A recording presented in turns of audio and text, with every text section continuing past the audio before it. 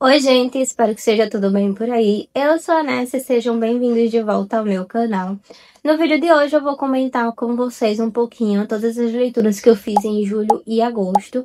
Não foram muitas, né? Então por isso que eu resolvi juntar nesse vídeo, né, os 2 meses. Já faz um tempo, na verdade, que eu não faço esse tipo de vídeo, né, comentando assim as leituras do mês. Não sei exatamente o porquê eu parei, mas eu quero voltar a trazer esse tipo de conteúdo aqui para o canal, né, para deixar registradas as minhas leituras durante os meses. Então, nesse vídeo eu vou trazer as leituras de julho e agosto e depois nos próximos meses eu vou fazer por mês, né, certinho. Mas antes de continuar, já curta esse vídeo para que ele chegue a mais pessoas. Se inscreve no canal se você ainda não for inscrito e ativa o sininho para não perder nenhum conteúdo aqui do canal. Sem mais enrolações, vamos para o vídeo. Os primeiros livros lidos em julho, que foi o mês das minhas férias, foram Divinos Rivais, né? A duologia. Inclusive, eu gravei vlog deles aqui e já postei. Então, caso vocês não tenham assistido e tenham curiosidade, vou deixar aqui nos cards. E eu acho, na verdade, que a grande maioria dos livros que eu vou citar aqui para vocês, eu gravei vlog. Se não individualmente, mas num compilado ali, entre outros livros, mas a grande maioria eu já comentei aqui com vocês. E caso você se interesse por eles, o link de cada um deles vai estar aqui na descrição do vídeo, tá?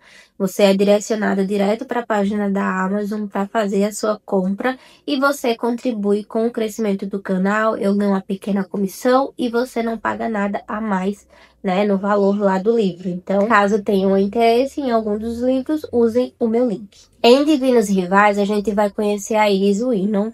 Ela é uma jovem jornalista, tem ali seus 18 anos e luta para manter sua família unida em meio ao caos de uma luta entre deuses. Enquanto a mãe dela enfrenta um vício e o irmão dela foi para a linha de frente da guerra, ela busca estabilidade, né, na vida dela, tentando uma vaga de colunista no jornal que se chama Gazeta. E nas suas noites solitárias ali, entre a saudade, né, que ela sente do irmão, ela escreve cartas para ele.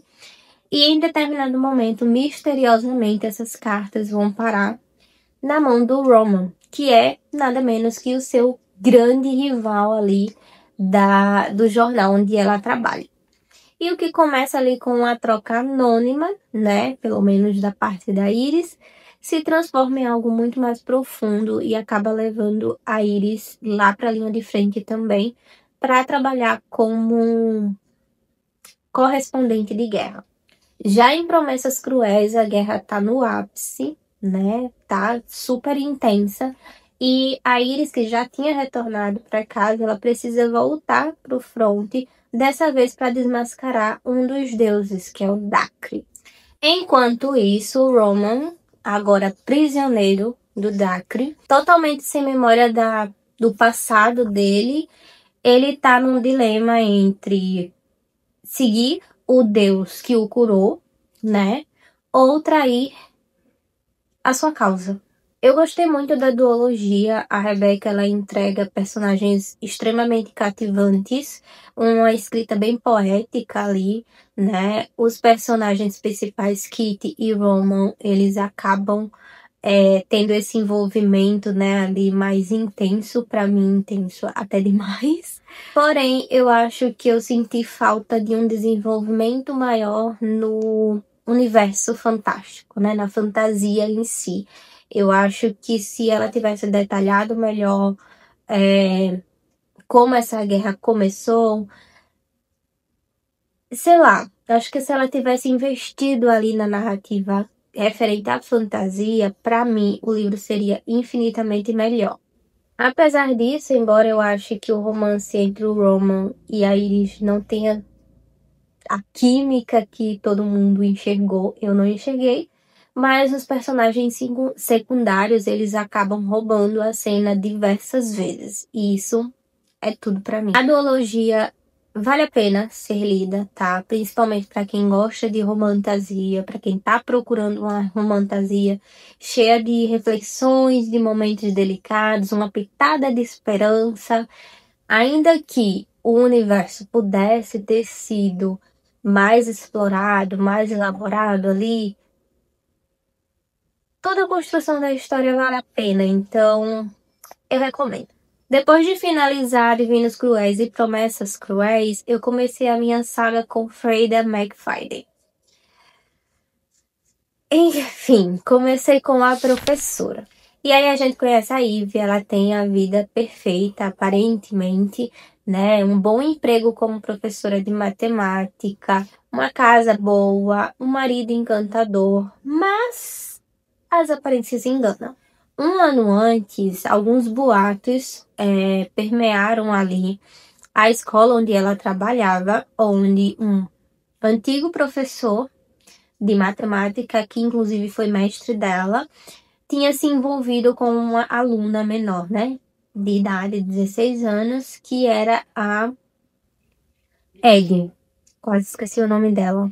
E aí, esses boatos aí gerou a demissão dele, mas nada foi muito esclarecido, né? Nada foi comprovado, gerando aí uma sensação de que tinha alguma coisa mais por trás dessa história.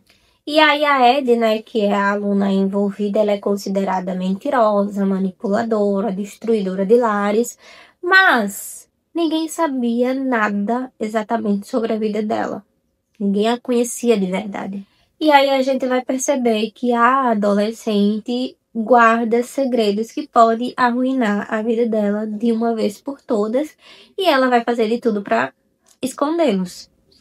E assim, preciso confessar para vocês que esse livro me deixou extremamente irritada. Muito irritada. Tem vlog dele aqui no canal. Eu senti ódio de absolutamente todos os personagens desse livro. Se existe um livro, e hoje eu posso dizer com propriedade porque eu já li muitos livros dessa autora, existe um livro que não dá para salvar um único personagem, esse livro é A Professora. Além disso, esse foi o livro que me fez perceber uma característica na escrita ali da autora, que parece que ela tem uma certa fixação com tramas que envolvem traição.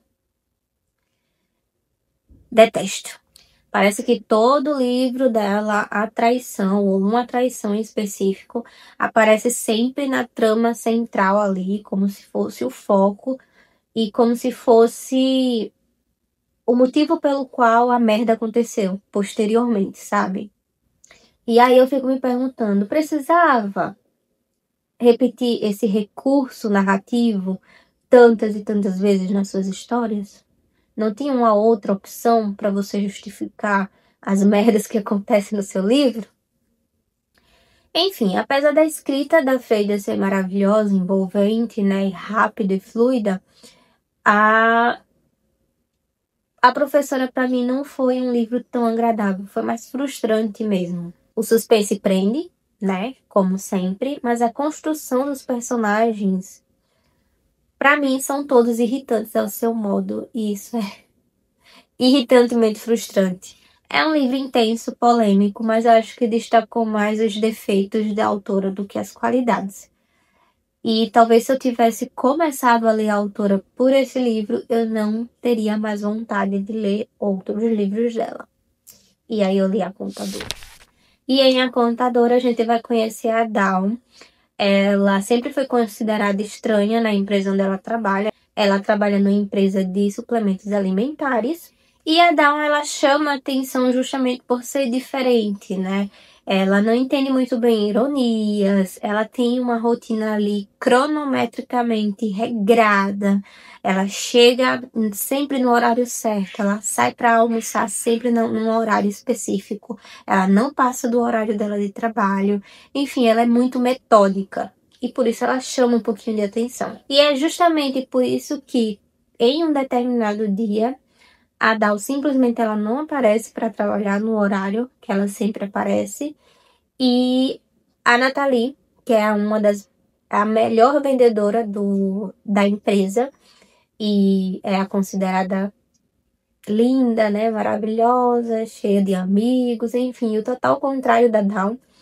Ela acha estranho, né, o fato da Dawn não ter chegado no horário certo e ela fica extremamente assustada depois que ela resolve atender o telefone da Dawn, né, no escritório da Dawn, não parava de tocar, ela atendeu e aparentemente era a Dawn pedindo por ajuda. E é a partir daí que a Natalie se envolve no que vai acontecer por ali, uma trama cheia de mistérios, segredos, muitos segredos, né? E a gente vai ficar se questionando quem é a vítima e quem realmente é a vilã dessa história. E aí é um suspense muito bem construído, né? Esse me pegou bem melhor do que a professora.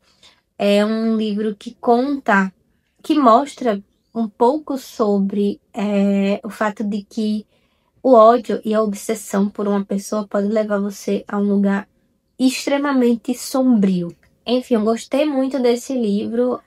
A Freda, ela conseguiu criar uma tensão, um clima de tensão ali muito grande que deixa você preso na narrativa até você conseguir finalmente descobrir o que tá acontecendo, tudo o que aconteceu.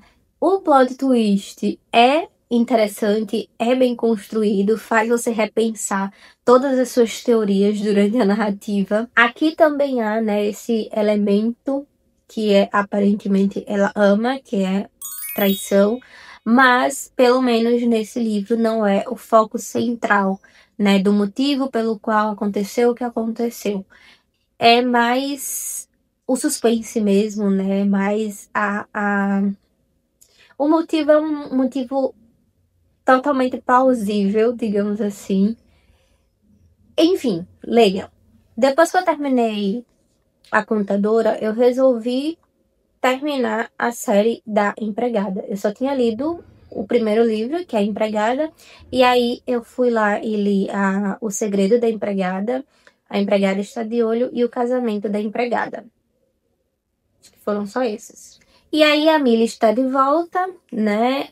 Depois dos eventos lá de A Empregada, ela continua tentando fazer ali a vida dela, mas os segredos que ela guarda continuam sufocando ela de alguma forma. Em O Segredo da Empregada, que é o segundo livro, ela começa a trabalhar para os Garrick e logo ela percebe que há alguma coisa estranha ali entre o casal. Principalmente quando ela encontra roupas manchadas de sangue e choro através da porta do quarto da esposa. Curiosa, né, com isso, talvez impulsiva até demais, ela acaba descobrindo até mais do que ela gostaria. Já em O Casamento da Empregada, ele é um conto, né, parece que tudo tá dando certo na vida da Millie, ela vai se casar, mas existe alguém que tá ameaçando ela e parece que tá disposto a não permitir que ela chegue no altar. E por fim, em A Empregada Está de Olho, a Millie acredita que finalmente ela alcançou ali o objetivo da sua vida, né? O futuro que ela queria, ela se casou, ela teve 2 filhos, ela conquistou uma casa própria, mas os vizinhos ali da região onde ela resolveu morar são levemente estranhos. O bairro carrega muitos segredos. E, obviamente, a sensação constante de que ela está sendo observada, como se todos os segredos que ela guarda, né, lá do passado dela, tivesse a rondando ali de alguma forma. No geral, a série não é ruim, tá? Na verdade, chega até a ser divertida em determinados momentos. Principalmente porque a Millie é aquele tipo de personagem, né, protagonista. Tem um gatinho na minha porta. E a Apolo tá linda. Enfim, a Millie é aquele tipo de protagonista que atrai confusão aonde quer que ela vá. O problema é que, de tempos em tempos, o plot começa a se repetir e deixa a história extremamente previsível. Não é uma história de, oh meu Deus, que suspense maravilhoso, mas é um bom passatempo. Ideal para quando você quer uma história rápida, né, que seja ali envolvente, que exige menos do seu cérebro, inclusive, ou sei lá, que você está passando por uma ressaca literária e você quer se divertir um pouquinho. é uma boa pedida, né? Digamos assim. Então, se você não espera originalidade, mas busca entretenimento, recomendo. Finalizada a saga da empregada, eu comecei a ler A Cabeça do Santo. Totalmente despretensiosa, sem imaginar o quanto esse livro seria maravilhoso. Foi uma recomendação de um amigo meu. E, cara, tudo. A gente vai acompanhar a história do Samuel, que depois da morte da mãe dele, ele vai cumprir, né, o último desejo da mãe dele, que era ir atrás da avó e do pai que ele nunca conheceu. E aí ele começa uma caminhada ali pelo sertão do Ceará, passando por Juazeiro do Norte e chegando na cidadezinha de Candeia. E aí, chegando nessa cidadezinha, ele percebe que tá quase meio que abandonada por ali, e ele encontra abrigo num lugar inusitado, que é a cabeça de um santo, é a cabeça gigantesca de uma estátua de Santo Antônio. E é ali que ele descobre que ele tem um dom um tanto quanto estranho, que é de escutar as preces das mulheres que estão rezando para o santo sobre casamento. E aí ele conhece o Francisco, que acaba se tornando um amigo dele, parceiro nas próximas aventuras que vão surgir por aí durante a narrativa. E o Samuel começa a explorar esse dom comercialmente. Dessa forma, ele acaba trazendo vida novamente para essa cidade, enchendo a cidade de fiéis de todos os cantos. Porque quando ele chegou lá, Santo Antônio não podia nem mesmo ser citado. Era proibido citar o nome de Santo Antônio. Por quê? Vocês vão ter que ler para entender o contexto disso aí. Mas enfim, para além disso, tem uma voz em especial que o Samuel escuta dentro da cabeça do santo, que não é necessariamente uma pessoa clamando por amor e casamento, mas é uma mulher que está só cantando. É uma cantiga que é igual sempre, é sempre no mesmo horário e é num idioma que ele não conhece, mas que ele acaba se apaixonando. E aí, em A Cabeça do Santo, você vai ter uma leitura extremamente divertida, gostosa de ler e extremamente viciante. A Socorro Racciola, ela traz o realismo mágico, né, para essa história que lembra ali os grandes mestres, tanto é que ela foi pupila do Gabriel Garcia Marques, mas ela dá aquele toque nordestino dela, né? Porque ela é cearense, então ela traz a cultura nordestina muito, muito, muito gritante na narrativa dela. Quem é nordestino vai se sentir totalmente acolhido, vai entender as referências, a cultura, tudo vai ser a experiência vai ser infinitamente melhor. Eu sei que se você não for do Nordeste, você vai amar essa leitura. Mas se você for, vai ser assim, muito, muito melhor. Eu particularmente ri muito lendo esse livro, porque a autora, ela meio que vai equilibrando ali o humor com a religiosidade cultural, né, da região, e uma crítica social muito grande. Então, esse é um daqueles livros que consegue ser profundo e leve ao mesmo tempo, né? Porque ele vai trazer uma mistura ali de crenças, de cultura, tradição e fantasia, né? Também de uma forma que prende e cativa você. Sério. Eu fiquei encantada com esse livro. Então, se você aprecia o realismo mágico, mas é um realismo mágico que não deixa a prova, sabe? Tipo, não faz você, tipo, duvidar do que você tá lendo. Faz você querer acreditar no que você tá lendo. É surreal a escrita da Socorro.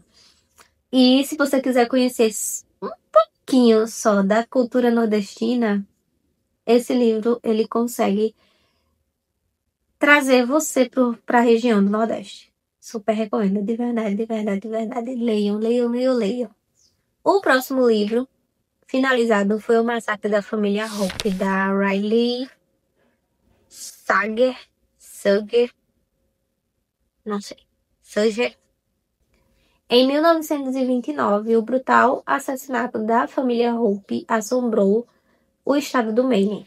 A única sobrevivente, a filha mais velha, Leonora Hope, se tornou a principal suspeita dos assassinatos. Embora nenhuma prova tenha sido encontrada contra ela, desde aquela noite a Leonora se reclusou dentro da mansão Hope e há muitos anos ninguém nunca mais viu ela. Décadas depois, a gente conhece a Kate McDarren, que é designada para cuidar da Lenora, agora com seus 50 e tantos anos, depois de ter passado por vários derrames, confinada numa cadeira de rodas, não fala e se comunica pelos dedos. Ela tem apenas a movimentação de uma das mãos, que é a mão esquerda, e a comunicação dela é o sim, uma batida do dedo, e o não, duas batidas. E aí, enquanto a Kitty está cuidando de Lenora, ela digita na máquina de escrever que quer contar tudo o que aconteceu naquela noite para Kitty. E movida pela curiosidade, a Kitty vai se envolver aí num passado extremamente sombrio. Só que quanto mais a Lenora conta a história, mais coisas vão acontecendo durante esse período que a Kitty está lá e fica um pouco difícil de saber o que é verdade, o que é mentira. E a Kitty acaba começando a suspeitar que a Lenora pode ser um pouco mais perigosa do que ela mostra ser. Esse é um suspense que te prende do início ao fim. A Riley consegue criar uma atmosfera sufocante, tá? Que é sombria, cheia de mistérios, e eu confesso que muitas vezes eu me peguei duvidando das minhas próprias teorias. Então, é uma história maluca, tá? Extremamente maluca, mas viciante, que vai prender você do início ao fim. Porém, nas 100 últimas páginas eu senti que os plots ficaram um pouco forçados. Tudo se encaixa rápido demais, de uma maneira conveniente demais, o que deixa furos na narrativa. Mesmo assim, o livro não perde o mérito de entregar um suspense muito instigante ali. Como eu disse, prende realmente do início ao fim. Tem uma ambientação, assim, implacável, a escrita é envolvente. A casa, né, que é a mansão Hope, parece um personagem à parte, e apesar de que o final pudesse ter ali um desfecho mais consistente, ainda assim a atmosfera pesada e a narrativa viciante torna o livro uma ótima pedida, principalmente para quem gosta de suspense que deixa o leitor inquieto ali até a última página. E por fim, temos o primeiro abandonado do ano. Estamos em agosto, então demorou bastante. E é triste porque é um livro sáfico e nacional, que é a outra parte do perfil. A gente vai acompanhar duas protagonistas, que é a Gabs e a Madison, que estudam no internato, tá? A Gabs, ela é aquela típica adolescente rebelde. Ela tem pais extremamente influentes e já foi expulsa de pelo menos 5 colégios, até que a mãe dela disse: chega, agora você vai pro internato. E aí o que acaba que deveria ser uma punição se torna um ambiente ali de descoberta sobre a sexualidade dela. A Madison, por sua vez, ela é disciplinada, certinha, e ela vive num ambiente ali de extrema pressão por conta da mãe, que quer que ela seja uma advogada renomada igual a mãe. Só que a Madison, ela é apaixonada por moda. E a mãe dela se recusa a permitir que ela sequer tenha a moda como um hobby. E aí elas meio que começam a se envolver através de um aplicativo de mensagens, de um grupo ali, né, enfim, aleatório, onde elas têm perfis falsos e elas começam a namorar através desses perfis falsos, mas tipo, realmente criando um personagem ali, sabe? Elas não precisam parar de viver a vida delas, a vida real, né? Mas elas têm esse envolvimento no virtual. E enfim, aí tem esse enredo de romance que traz elementos muito conhecidos, um slow burn, conflitos familiares, a descoberta ali da sexualidade, uma amizade virtual que acaba se tornando um romance, colegas de quarto, né? Enfim. A premissa tinha potencial de ser um young adult divertido, trazendo esses temas, né, como autodescoberta, os conflitos familiares, o amadurecimento, mas a execução em si traz uma experiência que meio que me travou. O ponto mais crítico para mim foi a presença de cenas eróticas extremamente explícitas entre adolescentes de 15 e 16 anos. Esse recorte etário ali deixa a narrativa extremamente desconfortável, pelo menos para mim. Meio que se afastou ali da leveza de um romance juvenil para algo meio que inadequado. Porque assim, eu já li, sim, livros com adolescentes de 15, 16, 17 anos que estavam ali no seu processo de descoberta, né, da sexualidade, que fizeram sexo pela primeira vez, ou pela segunda, ou enfim. Eu não sei, cara, eu acho que talvez se tivesse mudado um pouquinho o enredo e trouxesse, sei lá, duas mulheres saindo do ensino médio ali, indo para uma faculdade com seus 18, 19 anos, beleza. E aí eu posso dizer, cara, tá, ainda é passável, mas 15 anos fazendo isso, essas cenas, assim, é explícito demais, enfim. Eu não consegui continuar, eu li a primeira cena, que foi a Gabs com ela mesma, né, e tudo bem, aparentemente ela fazia, o jeito como descreve, parece que ela fazia isso desde que nasceu, praticamente, sabe? E aí tem a cena entre as duas protagonistas e eu fiquei tipo, enfim, me senti desconfortável lendo e não consegui continuar.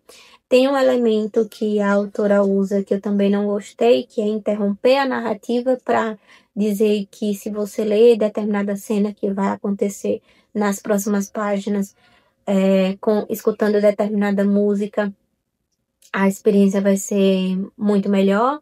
E ela faz umas gracinhas e tal, mas eu acho que interromper a narrativa dessa forma acaba cortando o fluxo da leitura, sabe? Eu acho que talvez essas músicas que ela sugerem para ir escutando durante a leitura pudesse vir antes ou depois, né, da história, ali no comecinho do livro, na orelha do livro, porque aí você já, sei lá, lia um QR Code e ia escutando as músicas conforme ia lendo, não sei, mas enquanto você tá lendo ali, aí acaba uma cena que você fica super curioso para ler a outra, e no outro capítulo é a autora conversando com você, mandando você ler, escutando uma determinada música.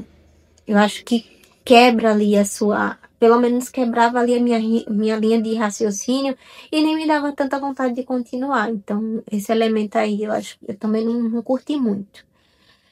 Mas assim, é um livro que tinha tudo para ser bom. Eu peguei porque agosto é o mês da visibilidade lésbica, e eu queria ler pelo menos 2 ou 3 livros com esse tema, né, com mulheres que amam mulheres, mas eu não consegui, e o que eu consegui, eu não consegui terminar. É uma pena mesmo, mas acontece. E é isso, gente. Eu espero que vocês tenham gostado de acompanhar até aqui. Comenta o que vocês acharam das minhas leituras, se vocês já leram esses livros, se vocês gostaram, se não gostaram, se discordam das minhas opiniões. Comenta tudo aqui embaixo, vamos papear. Curta esse vídeo para que ele chegue a mais pessoas. Eu acho que eu já pedi isso no começo do vídeo, né? Mas se eu não pedir, se inscreve no canal se você ainda não for inscrito e ativa o sininho para não perder nenhum conteúdo aqui do canal. Até o próximo vídeo.